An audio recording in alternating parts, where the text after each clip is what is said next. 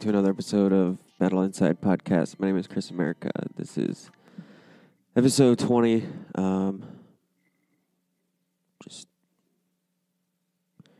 Just doing a quick update.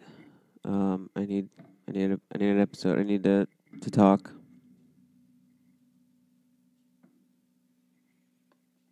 Because I'm still just not able to talk to people.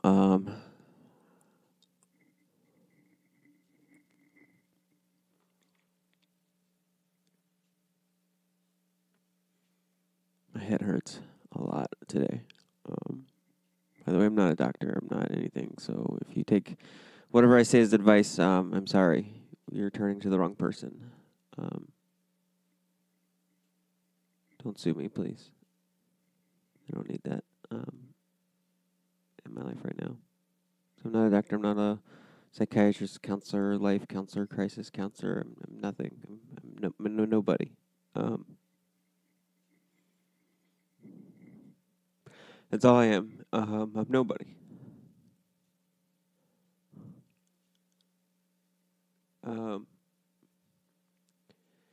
Yesterday I put myself on mostly radio silence. I got up, left my friend Donald's house to go to my house to meet with my sister to go to the funeral home. I was a wreck that whole ride. I was listening to an artist I recently just started really getting into, an NF. And so I was just crying that whole way. And then once I calmed down, I got out of the car. So yeah, we went to the funeral home. I allowed myself to make some jokes. I came home, and I just kind of turned my brain off. I wrote something for the show for about a few hours. I got an idea from NF, and I tried writing out some sort of script to kind of help. I don't know. It was a stupid idea. I recorded an episode with it. It didn't work. I hated it. I deleted the episode. I still have the script. It's garbage. Then I went to the gym, and I went over to my sister's, hung out with my brother, sister, and their spouses, and had sandwiches. And then I came home. I just numbed out for the whole day. Turned my brain off. Ignored all the calls.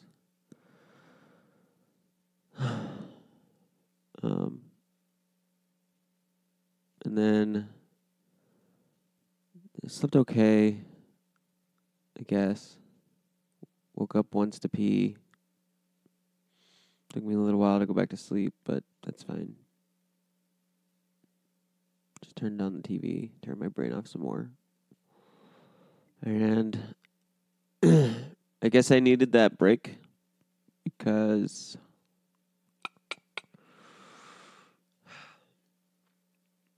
yesterday Jen texted me.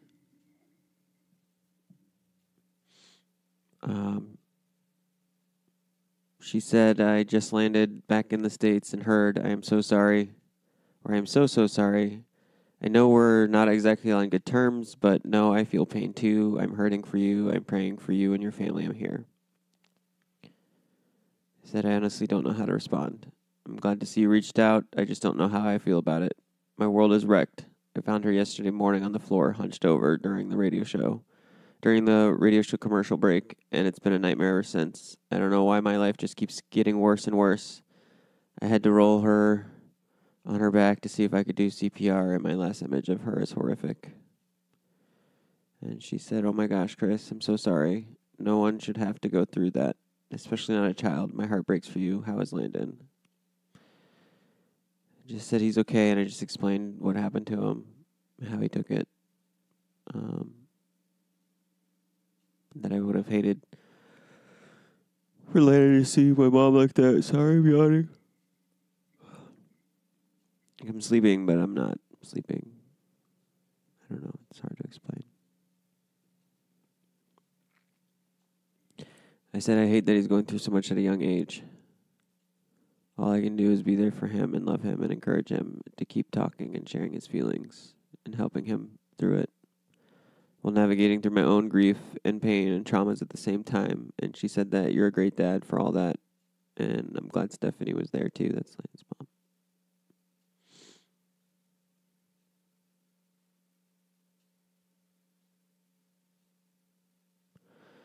I said, yeah, I wanted Landon to have both of us. She, meaning Landon's mom, was surprised by how hard she took my mom's death, but that's who my mom was. She loved people in her own imperfect way with all of her heart, and sometimes you didn't realize it because she was so imperfect with it. She's not supposed to be gone.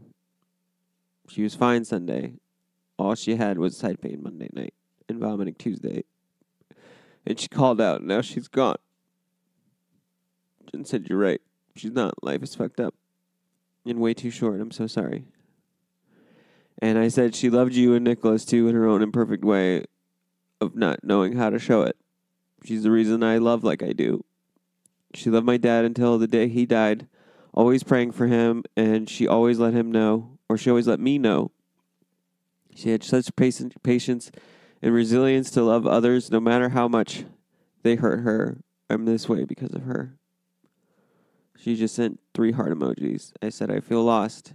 She said, I can't even begin to imagine. How's your sister? I said, a mess. But she has Craig and all her friends from NA. And she says, she needs you too, and you need her. And I said, I'm here for her as much as I can be. She said, don't be afraid to lean on her. And then I sent her my Facebook post.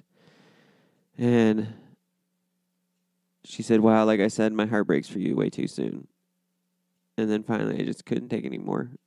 I said, so I have to be honest with myself and you about this. I appreciate you reaching out. I really do. But at the same time, I don't trust it. Deep down, I'm screaming to reach out to you and have the second I found my mom dead. I needed you. I needed your support and love and care, but it's gone forever now. You know that I called my ex-girlfriend when my dad died, and she did a great job being there for me, and then I never heard from her again. Not even a checkup message. I said, I honestly don't need Jen, the person who is just saying something because it's the right thing to do. If that's who is reaching out, then I appreciate it, and we'll just take it as another person just expressing their condolences. My hope is that you recognize my mom's love for you and Nicholas, and I hope that you tell Nicholas that she's gone and that she loved him very much, even though, again, she struggled with how to show it. And I thought did a better job. Okay, sorry. I hope that you tell Nicholas that she's gone and that she loved him very much, even though she again struggled with how to show it. And I thought she did a better job of it when I called her out on it. There's a side story there, but there's really no need to go into it. I will say you're invited to attend the funeral, but only as a person who loves me, my mom, Landon, and everyone else in our family. It's not just that we're not on exactly good terms. I quoted her, verbiage or whatever, what she said, how earlier when she started off with, I know we're not on exactly good terms. I said, we're on awful, terrible, I can't even understand how things got this fucked up terms. And the person who took me to court 3 weeks ago to tell a judge that I'm so unstable and so dangerous and a threat to them can't come to the funeral.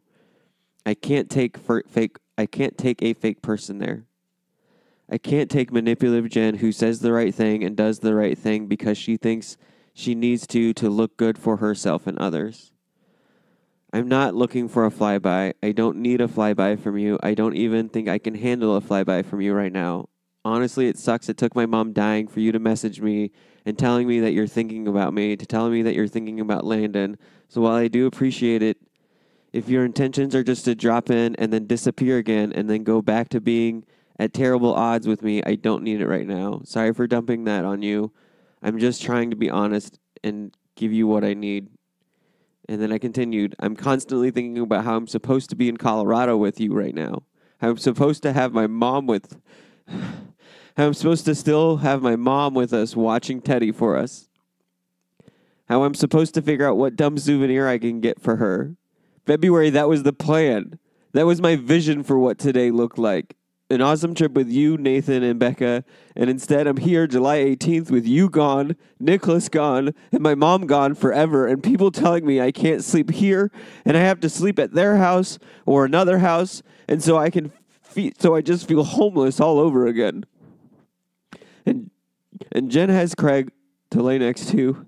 And my brother has his wife to lay next to. And my wife is gone. I have no one to lay next to. Just displaced and lost. No idea what life is going to throw at me next to keep beating me down like it has these last 3.5 months. I still don't know what I did to deserve any of this, why my world has been ripped apart, and everything I loved and cherished is being taken away piece by piece. Why I can't have my family and my mom and the love I've always given, the love I always give returned to me and the appreciation I feel I deserve. But it's not that way. And now, through all this pain and grief and loss, I have to figure out how to somehow find peace and healing and forgiveness on my own. And please understand when I say why I can't just have my family, I don't mean my brother and sister and, aunts and uncles. I mean Jen, Nicholas, and Landon.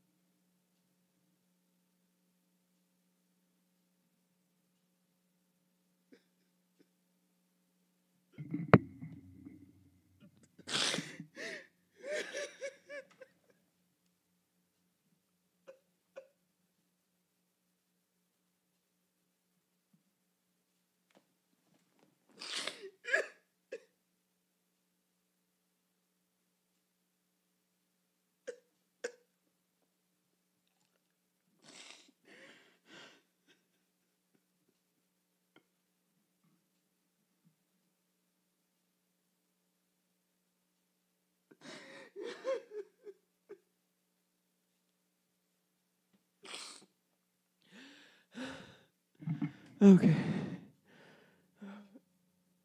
I'm sorry.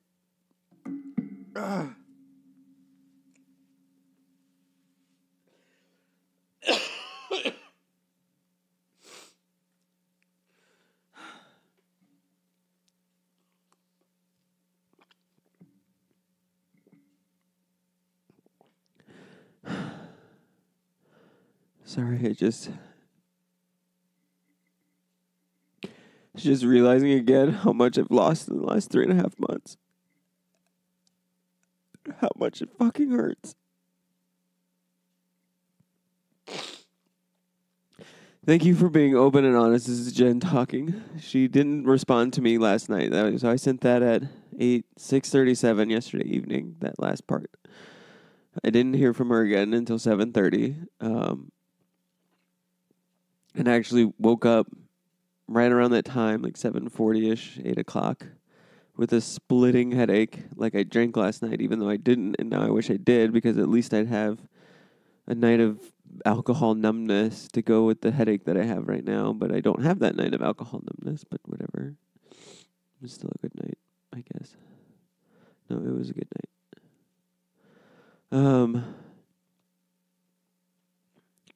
I woke up from a dream that her and I sat down at like a coffee shop to talk, and that she wanted to not work things out, like get back together, but work things out, like make amends. And I started going over again just like all of the fucked up shit she did to me. And if you don't know what I'm talking about, you can just listen to all of the episodes of this podcast. It's all there. It's all well documented. And she kept giving me these looks like, no, that's not true. That's not how it happened. And then I woke up and just felt like, okay, like, I don't know. But she sent me this message to go on top of that stupid dream. Thank you for being open and honest. My intentions with messaging you are and were 100% genuine. I can't imagine the pain you're going through, and I just wanted to let you know I hurt for you, and I hurt too. You're right that your mom didn't show love in the typical way, but that doesn't mean that we didn't love her. I'm not here to be at odds with you or fight with you. I want us to live our separate lives independently, but that doesn't mean I don't think about you or care for you. And so I responded, I'm not looking to be at odds or fight with you either. I'm just being honest where my head and heart is at. Everything you did to tear my life and my name apart is still fresh, and then my mom dies. My life has been utterly destroyed by you, and then the one and only person I've ever believed truly thought I was worth loving no matter what was taken from me. So I can't deal with losing her and having the one person who told me for the last 3 years she loves me the way that my mom did, that she's not going anywhere, that it's going to be hard for me to get rid of you who took 1 week to choose to keep another man in your life over me, and then spend the next 3 months just utterly reminding me of the fact of how much all of the 3 years was a complete and utter lie, total BS, so you could get whatever the hell it was you thought you needed from me.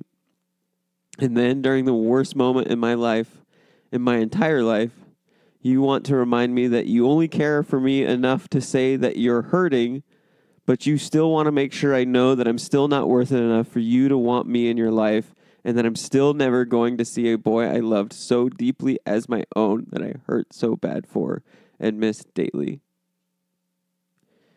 Care and love take actions, not words. Care and love take admitting your fault and seeking out forgiveness, not, hey, I care about you and I hurt for you when your mom dies. My mom showed me that even through divorce, you can still be friends with each other. My mom showed me that even through divorce, you can still be friends with each other and the family that you had. My mom was friends with all my aunts and uncles. That's meaning on my dad's side. When my parents got divorced, my mom saw his brothers and sister, more than my dad did. Because my mom believed that we were all family. And that just because my mom and dad got a divorce didn't mean we stopped being a family. Because that's what family and love is. That's who my mom raised me to be. That's why I am this way.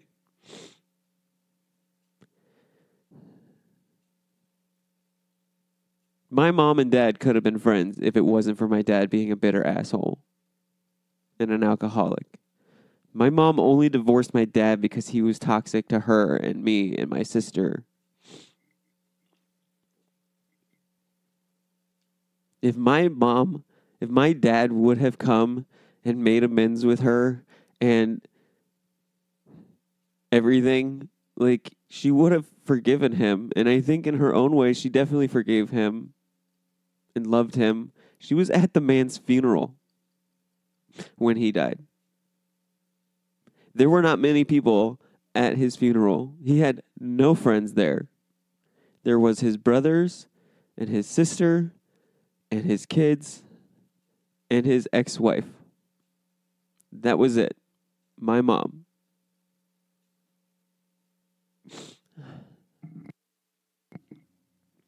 Okay, so my mom was friends with all my aunts and uncles.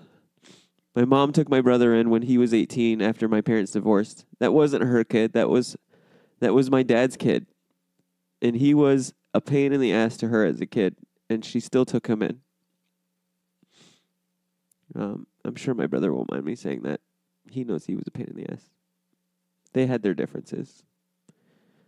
That's not my story to tell. I'm sorry. But she still took him in. She let him live there with his girlfriend and his snake. And if you want to know how much my mom loves, unconditionally, my mom hates snakes. Absolutely hates snakes. And she let my brother move in with a snake. My mom and dad weren't in each other's lives because my dad chose to be an alcoholic, bitter asshole who hated my mom his entire life. This is what love and care is, Jen. This is what family is. It doesn't end at divorce. My mom showed me that. My mom lived that. So the only people I want at my mom's funeral are friends and family. The only messages of condolences I want from are friends and family. If you don't want to be either, then your only purpose you're serving right now is to be a constant reminder of how fucking shitty my life is and how everything that's happened to me these last 3.5 months is what I deserve. Thanks for starting my morning off, reminding me that 3 of the 4 people who meant the world to me, that's her, Jen, that's Nicholas, that's my mom, and Landon. Those are 4 people that meant the world to me, and I loved like I haven't anyone else in my life are still gone forever. 3 of them are gone. In 3.5 months, I've lost my wife, I've lost my stepson, and I've lost my mom.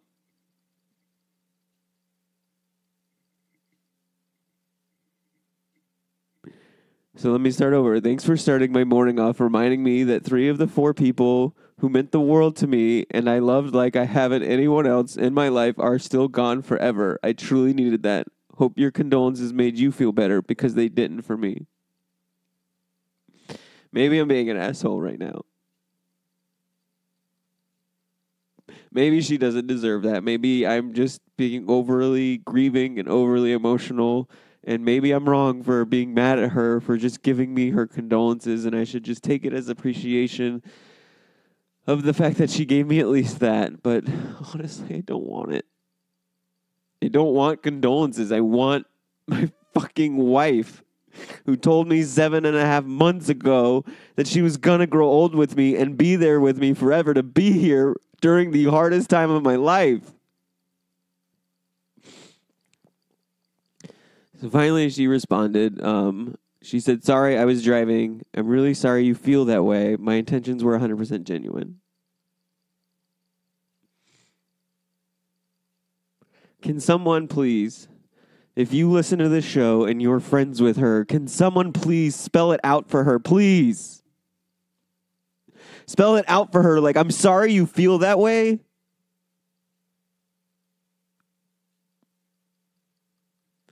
Of course I feel that way because that's fucking reality.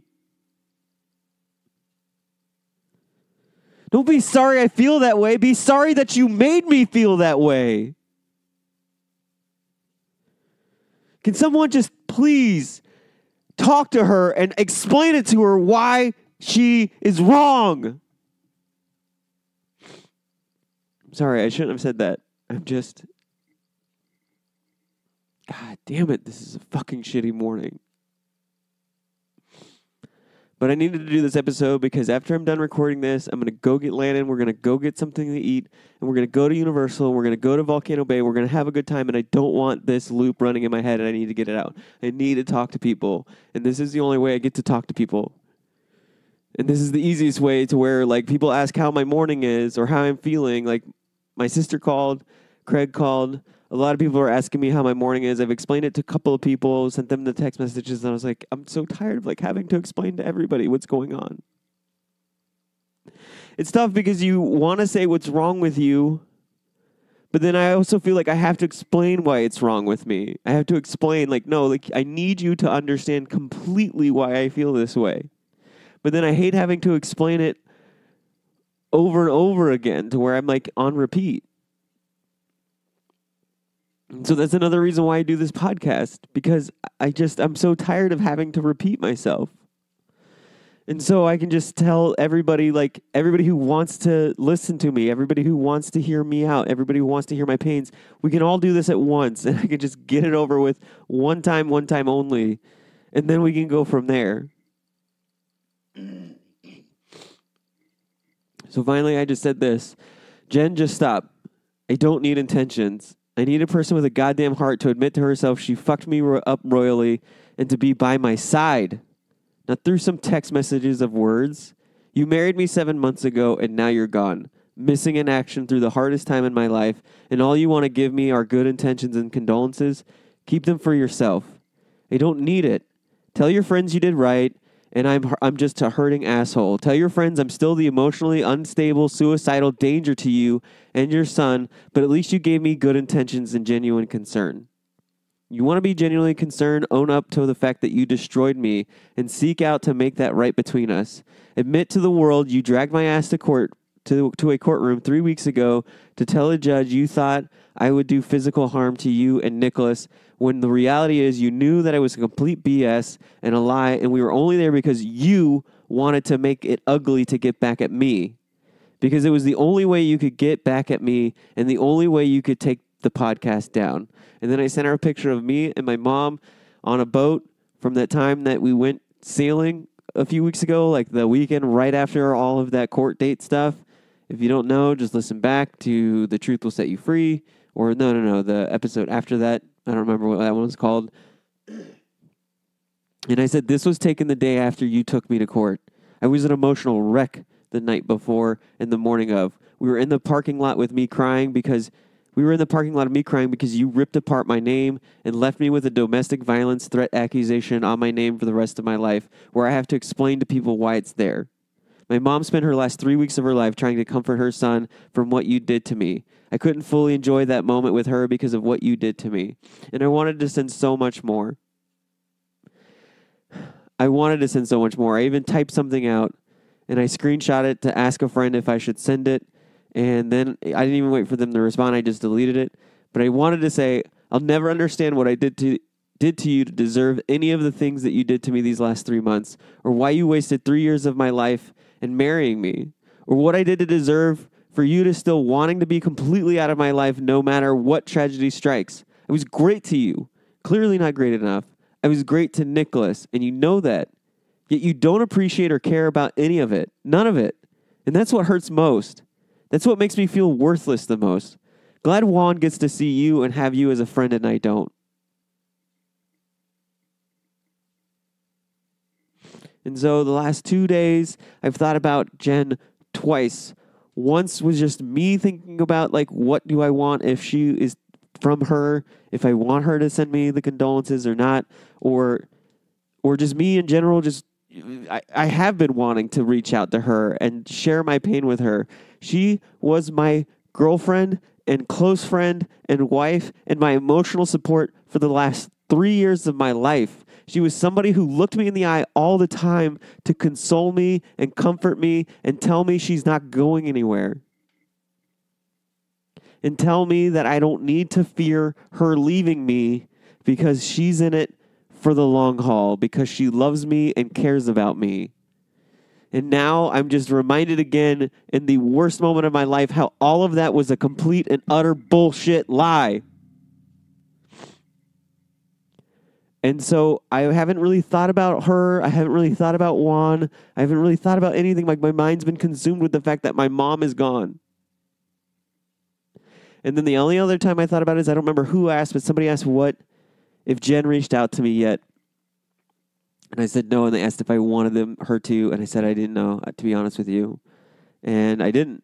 And now I do know, and the answer is no. I don't want her to reach out to me. What I want for her to do is to drive over to my mom's house and come give me a hug and tell her she loves me and cares about me and she's here for me, and have Nicholas come and give me a hug and have Nicholas tell me that he loved my mom and he appreciated that my mom cared for him and that he misses me and that he loves me, and I just want them back in my life. Again, I don't have to be with her, but I don't have to just have her gone. Instead, I'm left with this fucking pretend bullshit.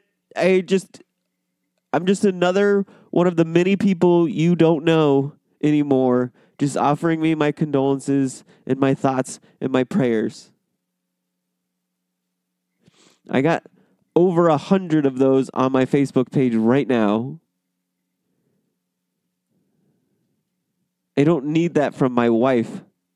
I don't need that from the person who told me that she loves me and cares about me for the last 3 years.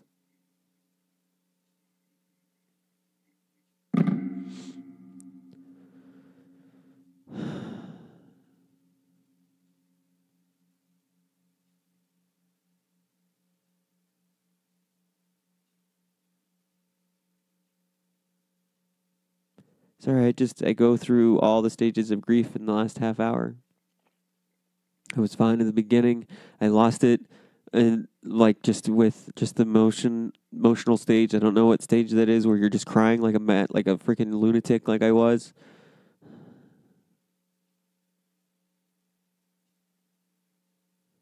And honestly, the thing that I wrote yesterday was a play between, like a conversational piece between me and Worthless Chris to kind of just like give like more of a visual of what goes on in my head of this side of me that makes me feel so worthless. And part of the play was him thanking Jen for making him so strong that Worthless Chris gets to be strong enough to beat me down and use her. That Worthless Chris gets to wear the masks of my dad and wear the mask of my sister and wear the mask of other people who have made me feel worthless. And she just made him even stronger today, this morning. Worthless Chris gets to tell me how much I don't fucking matter to her. How even when my mom is dead, even when I'm hurting the most, I only matter just enough to send a fucking thoughts and prayers text message to, and that's it.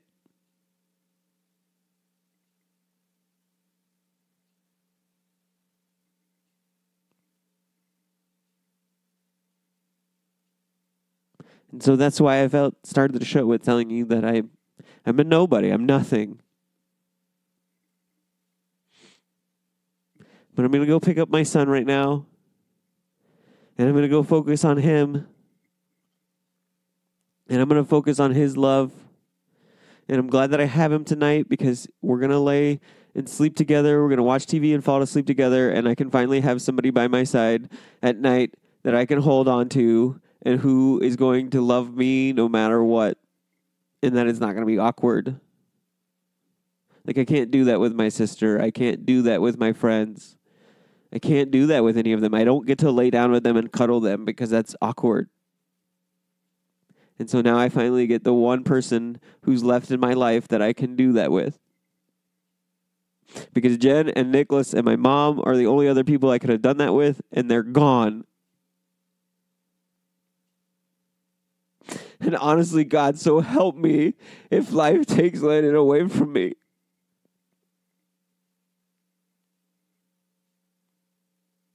And that's something else I've pleaded with. Like, do anything else you want. I don't care. Just keep it away from him. If you want to shit on me, shit on me. Just don't let it be him. Because I definitely can't handle that.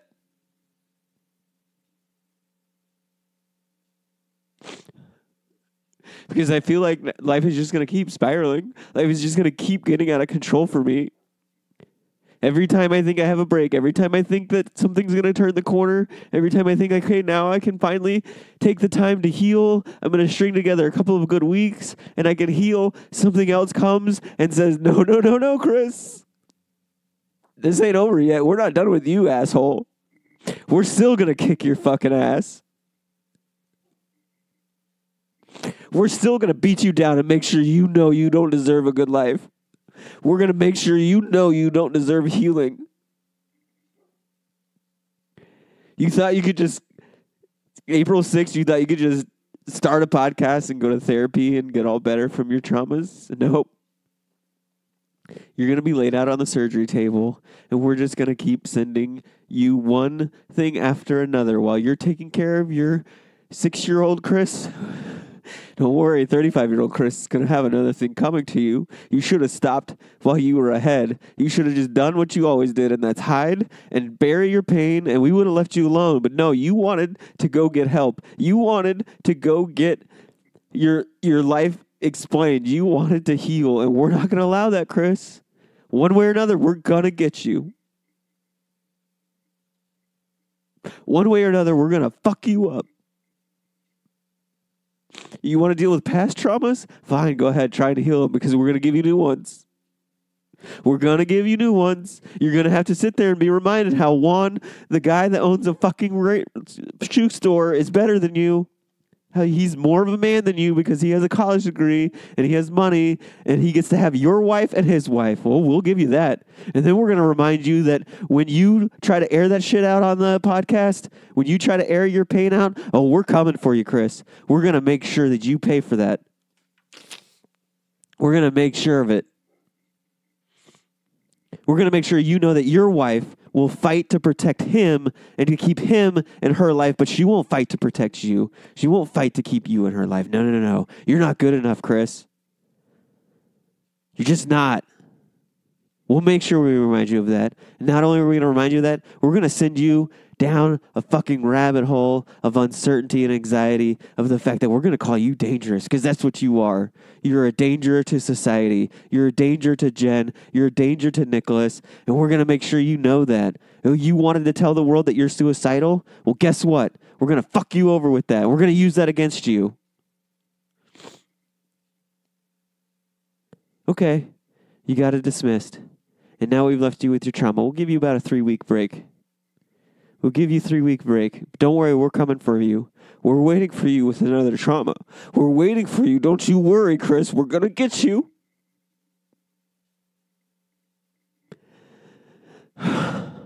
Oh, that's a nice start off to your show, Chris, on Wednesday. Wacky Wednesday with Scooter and the Jizz. Good joke. Great first half of the show. You're talking about football, Chris. Good job. Life is good, right? It's your day off. Your mom's going to be feeling better. She's going to go to work. You're going to have a day to yourself. Oh, it's going to be great. You're going to have therapy at 3. You're going to have a good day, buddy. Nope. Go on. Go check in that room. Go see what we have waiting for you, Chris. Go see what we have waiting for you.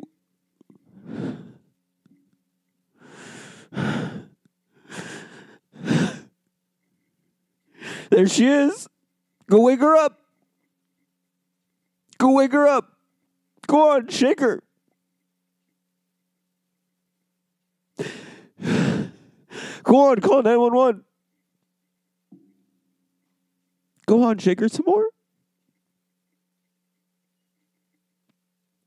Go on, roll her on her back. Go on. Chris, if you don't roll her over and give her CPR, then you're failing her. She's going to die because of you. She's already dead because of you, because you didn't tell her to go to the hospital. She's already dead because of you, because you didn't check on her enough. You didn't ask her if she went to the doctor. You didn't ask her enough questions. You just let her sleep because you didn't care. Because you were too consumed. Go on, roll her over. Go on, do it. Put the phone down and do it. Do what I tell you to do. I know you know she's dead, but you need to see. You need to see what you did. Go on, roll her over. There you go. Pull her back. She's heavy, isn't she?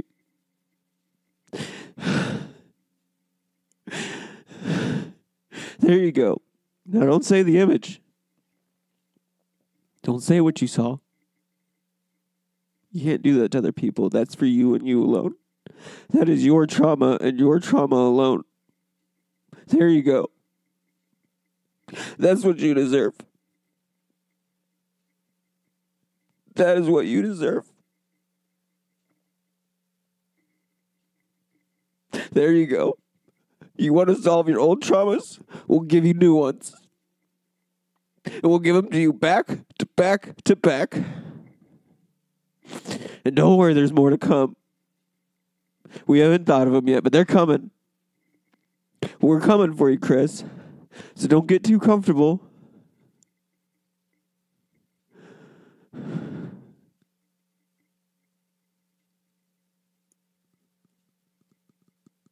Don't get too comfortable, Chris, because we're coming for you again. We'll give you a break. We'll send Jen in to remind you of how worthless you are, too, in a couple of days. You think she's going to ask you for forgiveness? You think this is going to matter? You think you matter enough? No, fuck you, dude. You don't matter. You're a piece of shit.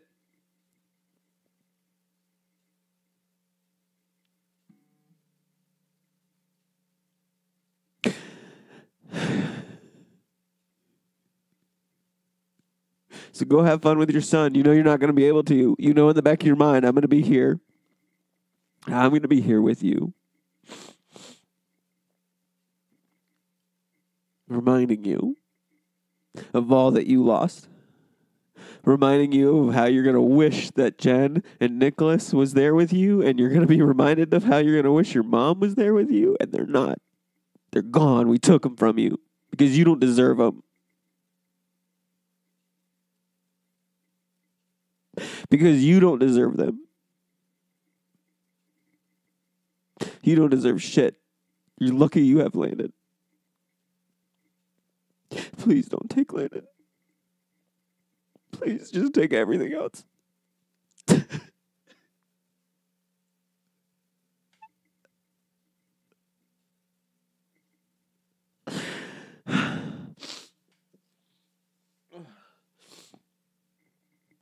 And that is worthless, Chris. That is what he sounds like. That is what taking my trauma out on myself sounds like. Because I won't take it out on other people. I'll take it out on me.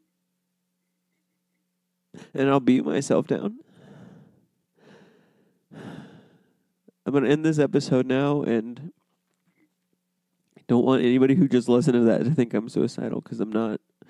I'm fine as far as that's concerned. I'm crazy, but I'm not suicidal.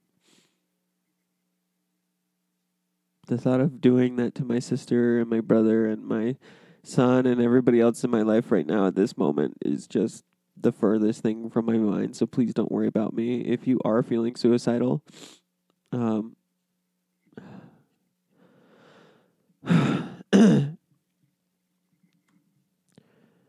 if you are feeling suicidal, you can call the National Suicide Prevention Lifeline at 1-800-273-8255, 1-800-273-8255,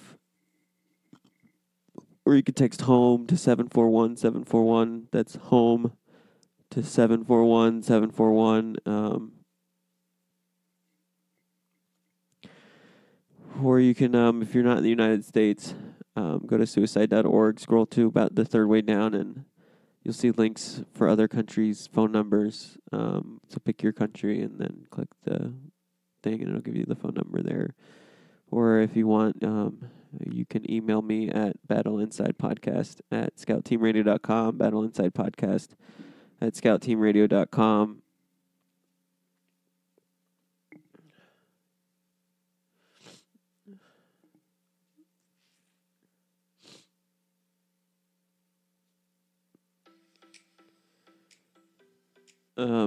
Yeah, sorry, I was getting my music ready. And I'm snorting into the microphone, which I'm sure sounds awesome to you guys. I'm going to go about my day and try to enjoy it with Landon. You guys have a good weekend.